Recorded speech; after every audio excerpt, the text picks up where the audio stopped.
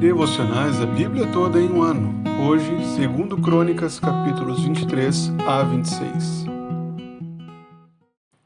O capítulo 22 de Crônicas mostrou que, após a morte de Acasias, rei de Judá, a sua mãe, Atalia, levantou um grande golpe, destruiu a descendência real da casa de Judá e tentou tomar o poder. Porém, uma das filhas do rei raptou Joás, que era filho de Acasias, e assim o escondeu durante 6 anos. O capítulo 23 mostra quando as coisas finalmente foram colocadas em ordem. O sacerdote Joiada levantou todo um censo, todo um movimento no meio do povo, para que assim o povo se voltasse ao rei e estabelecesse a Joás como o rei de Judá. Esse relato também aparece no livro de Reis, porém aqui alguns detalhes adicionais.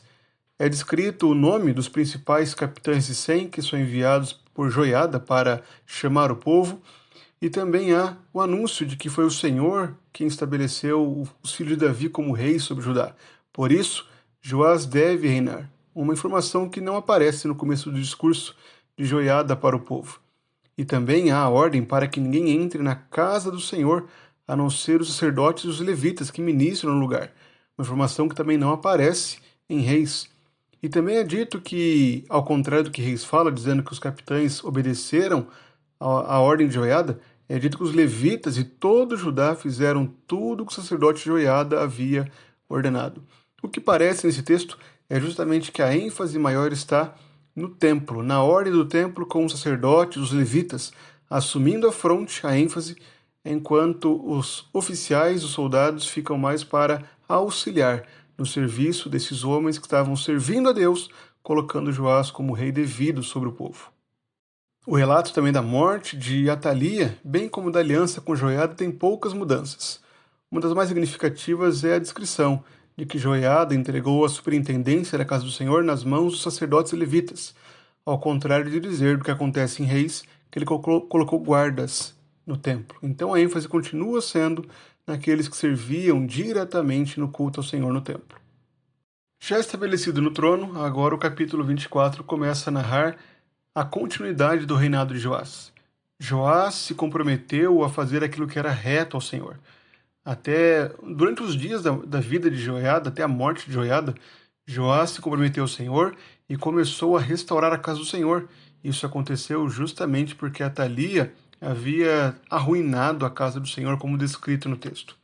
E assim como foi descrito também em Reis, os sacerdotes não obedeceram a Joiada. Eles foram lentos em reformar o templo.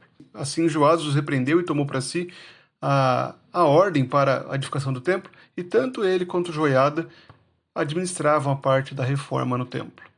O livro de Reis já havia anunciado que Hazael, rei da Síria, havia atacado a Jerusalém, e assim Joás entregou as riquezas, os tesouros da casa do Senhor para o rei da Síria. Mas o motivo desse ataque é melhor detalhado aqui em Crônicas. É dito que, após a morte de Joiada, Joás se envolveu com o pecado, conduziu o povo à idolatria, e Zacarias, o filho de Joiada, foi condenar esse pecado publicamente. E por conta da condenação trazida por Zacarias, Joás condenou à morte a esse sacerdote, e ele foi morto dizendo que o Senhor verá isso e retribuirá. E é por isso que o Senhor enviou o rei da Síria para atacar Jerusalém, levando as riquezas do seu povo. Após ser gravemente ferido na invasão dos sírios, Joás foi morto em conspiração por aqueles que o serviam em sua cama. O reinado de Amazias, o filho de Joás, que governou quando seu pai morreu, caminhou também em retidão diante do Senhor, porém cometeu o mesmo erro que o seu pai. Embora tenha obedecido a lei de Deus e poupado os servos que mataram seu pai, depois Amazias pecou, pois ao vencer os edomitas, ele foi exortado a que não levasse os soldados de Israel, e foi aprovado nisso, pois rejeitou aqueles que havia contratado e foi para a batalha somente com o povo de Judá.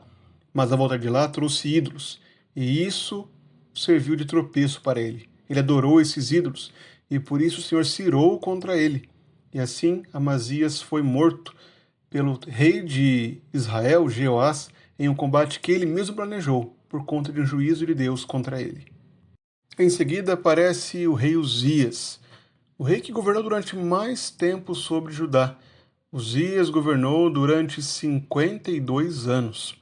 Porém, boa parte desse reinado ele passou com lepra, por conta do seu coração orgulhoso. Embora tivesse sido reto no começo de seu reinado, Uzias se tornou orgulhoso e tentou oferecer incenso ao Senhor por conta própria. E o Senhor o condenou, atacando-o com lepra por conta dessa irreverência com a casa do Senhor, com o lugar santo, onde o Senhor recebia o incenso do sacerdote todos os dias. Esses capítulos são muito ricos e podem nos instruir em muitas formas. Porém, devido ao tempo, precisamos ser diretos e entendermos qual é o propósito principal dessas passagens. Essas passagens nos mostram justamente a importância da fidelidade a Deus, o zelo que precisamos ter, pois Deus é santo. A lição principal para esses três reis, para Joás, para Amazias, para Uzias, é justamente que governavam diante de um Deus que é santo, um Deus que pune o pecado dos líderes quando eles se voltam contra o Senhor, quando desobedecem ao Senhor. Diante do fracasso dessas lideranças, nós somos chamados para olharmos para o grande rei, para Cristo, o único rei que foi perfeito em seu proceder, o único que governa sem pecado, em justiça e santidade para todos sempre. Por isso, não devemos fazer ídolos, colocar líderes como uma posição de destaque diante de nós, mas devemos nos render somente a Cristo.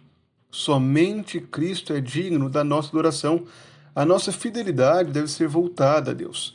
Devemos manter os olhos em Cristo, a fim de que nós não desviemos nossa atenção pecando contra Deus e sofrendo sua disciplina.